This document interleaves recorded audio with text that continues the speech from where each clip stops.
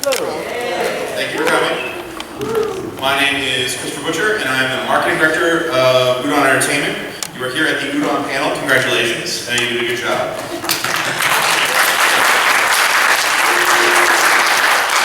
Joining on the line to my left is everyone's boss, Eric Coe. Everyone's slave.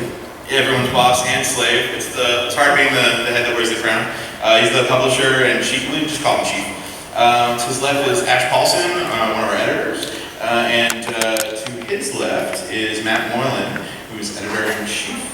Managing editor. Managing editor. There we go.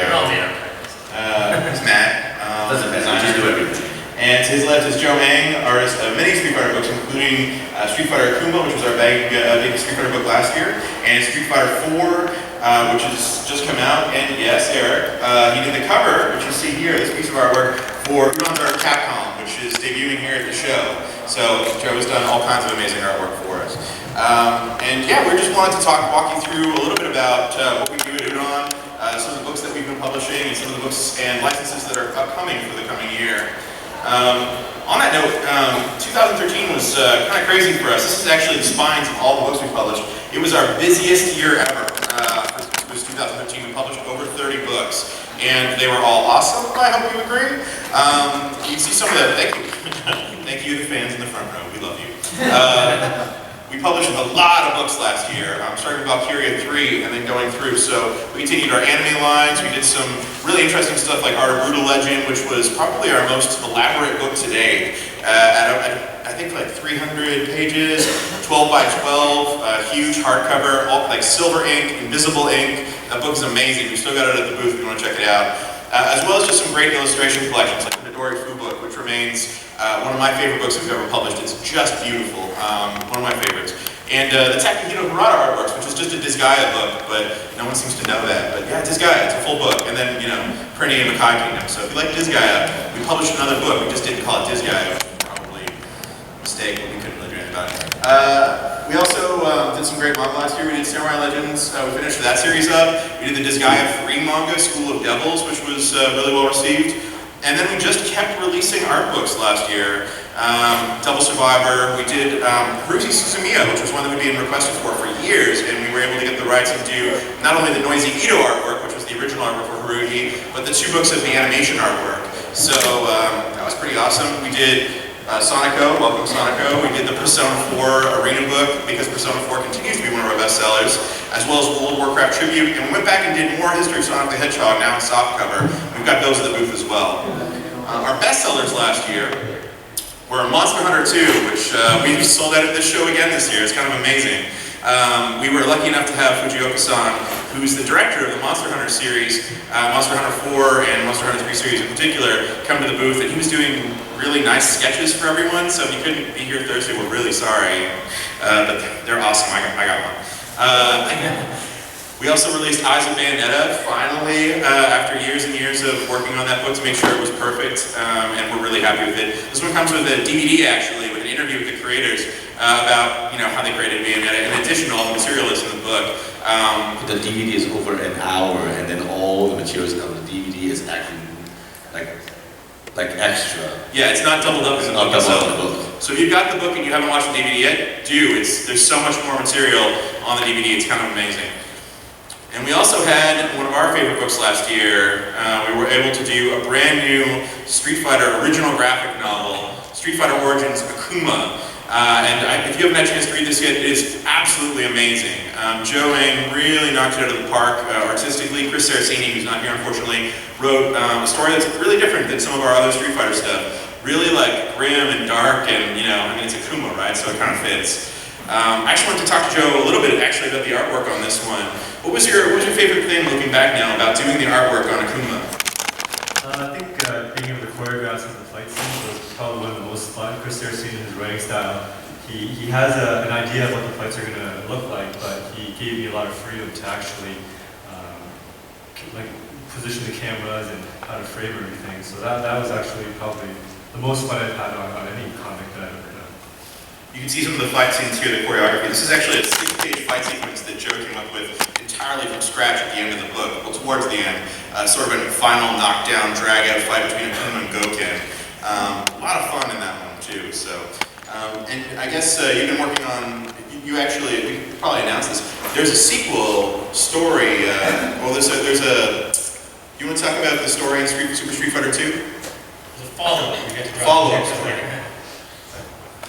Oh yeah, it's what can I say about it? Matt, you tell me.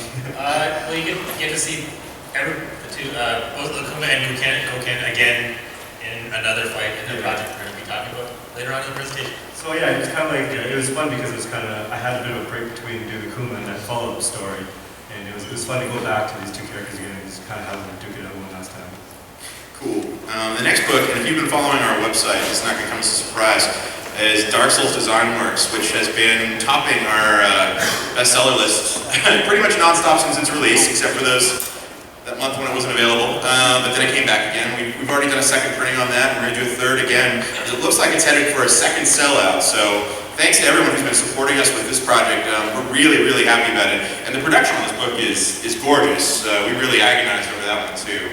We've got like silver foil on it, we've got foil stamping, a special pearlized paper, we've got black, Screen. yeah, it's a pretty awesome looking book. If you get a chance to check it out, we've got it at our booth as well. And the artwork in Dark Souls as well is pretty phenomenal. Like even just the intricacy of the design, and it's a little dark on the screen, I'm sorry you can't see, I guess it's fitting in Dark Souls. Really, really detailed artwork here that I think, you know, even if you're a fan of any kind of fantasy series, you're really going to enjoy it. So the next and the next one was Mega Man 25. It was our best-selling book in 2013. Blue Bomber, you guys are amazing, and we're so happy. I mean, we're still wearing our Mega Man shirts. We're really happy about that.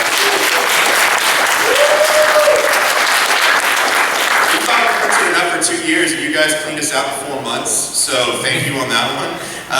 We sold out of the hardcover and the softcover, and then we were packing for the show. We found like 3 boxes of hardcovers that were mislabeled as softcovers. So if you didn't get a chance to get the con exclusive last year, there were like 30 left, and they're at our booth. There's, I guess, about half of them left at our booth. It's the last time we're not reprinting the hardcover. We are reprinting the softcover though, and it's going to be out in the next couple months. The soft covers should be available before Christmas. Yeah. Sure. So you can put your pre-orders in on Amazon now, and they'll fill when they come, or your local comic book store, wherever you want to order, wherever you order Udon books from. That'd be wonderful. Well, it's right now like in Amazon's second-hand market for a couple $100. Yeah, that's. We actually have some downstairs still for the convention stock. We still have some downstairs, so you might want to just grab one and make some money. You can make money at Comic-Con instead of just spending a lot of it like the rest of us are doing. On that note, we actually also welcomed Hatsune Miku to North America last year, which was awesome.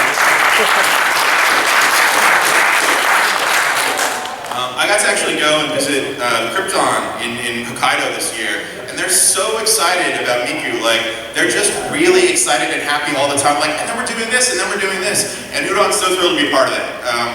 We released the first 3 books that were ever done for Miku, CD01, 02, and 03 last year.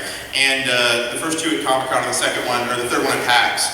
And we did something really special with these books. We actually upsized them. The artwork was high-res enough that we could do that, so that they're the standard Udon art book size. And we also did a really special cover on this one. In addition to the Japanese one was sort of just on white paper. We did it on like a foil, which we think is kind of like Miku-like, I think. We also did, basically there's like 6 different kinds of printing effects on this cover. If you haven't seen it in person, it really shines. It's really gorgeous. There's extra silk screens, there's extra inks on it. The whole book is really beautiful too. So even if you don't know what the Miku thing is, and you just see it everywhere, these books are a great introduction to the whole shebang. Did you want to add anything? Well, obviously there was a lot of Miku fans from that reaction just now who's bought this book already. Yay! You guys, the other ones. Yeah, you other Miku fans. Come tomorrow and then, just tell us you're a Miku fan, maybe, Chris can get you a deal. Maybe I'll catch you. Yep. Everyone give a warm round of applause, please, for Tommy Yoon.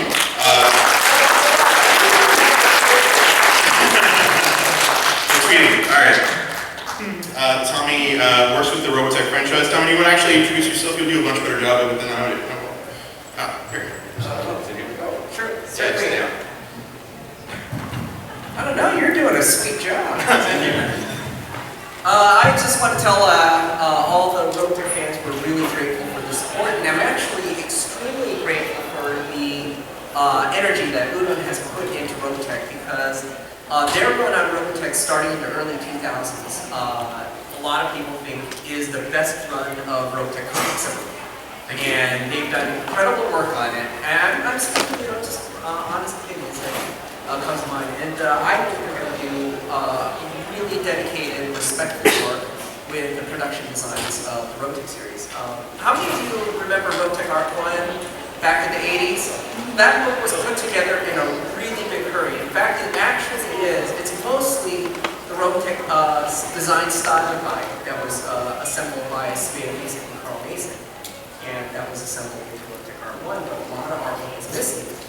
And what we've uncovered in our archives is the original production model sheets for the production of the Macross, Southern Cross, and Mosquito television series.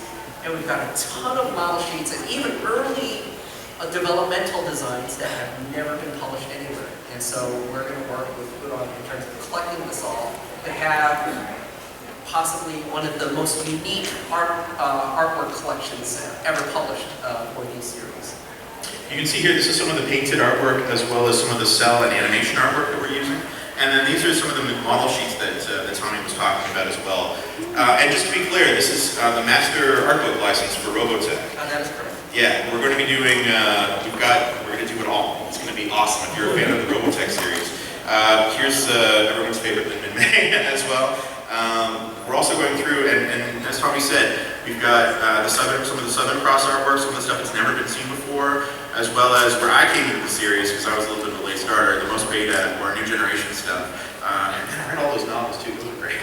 I'm really, really personally thrilled that we're able to work on the Robotech series. And Eric, did you want to say anything about this announcement? I grew up watching, all the Mosquito and Macross. Little less known on Southern Cross, but Mosquito and Macross basically filled my childhood. And much like a lot of you guys, Robotech, a very classic anime, and I'm very thrilled to be involved. We have a very long history with Robotech brand. I've worked with Tommy since the beginning of Udon, working on the Robotech comic book with Milestone. And we have been the core Robotech comic artist, and we're involved in Shadow Chronicles, designs, a lot of other things. So I'm very happy and honored and thankful that Tommy chose us to be the master art licensee. So yeah, we're really excited. We're still putting, this one was a very fresh deal as well, just before Comic-Con. So exact details about release dates and things like that are going to be forthcoming. Please pay attention to our blog and stuff like that. Once again, we get a round of applause for Tommy, who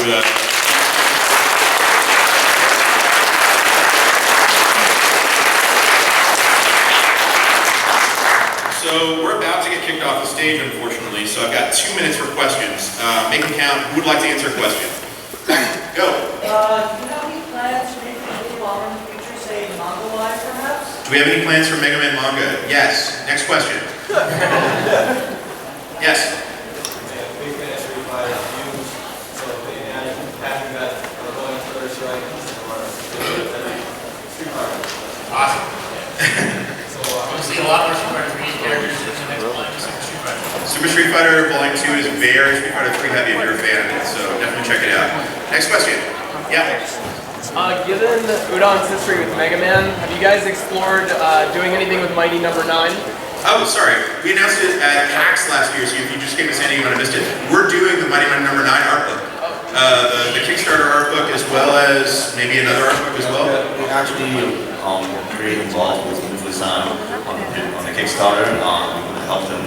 Remember the Kickstarter has an art book, so we're going to help them lay out an art book for the Kickstarter, and then afterwards, one of the games coming out and stuff with more materials. We are going to collect all the pieces of art book. That's part of the game we're working on right now. So I can tell you that this is happening. Very excited about it. We're really excited. All right, one more question. Yes. The question is, any plans for Darkstalkers? We just released Darkstalkers official complete works, which is every piece of Darkstalkers artwork to date. As we said last year and the year before, if they do another new Darkstalkers game, we'll do a new comic. But until that happens, we have to sort of wait and see and work with Capcom on that one. All right, go. We have lots of love for rival schools. Deep in our heart, there's a whole rival school section in Udon's Art of Capcom. But going forward, we can't announce anything just yet. Any other questions? We're going to have to come down and see us at the booth. We're at booth number 4529. It's real busy in the convention center, so we apologize if you have to, it's a bit of a trek to get there, but it's right below us. We would love to talk to you all again. Thank you so much for coming, everybody.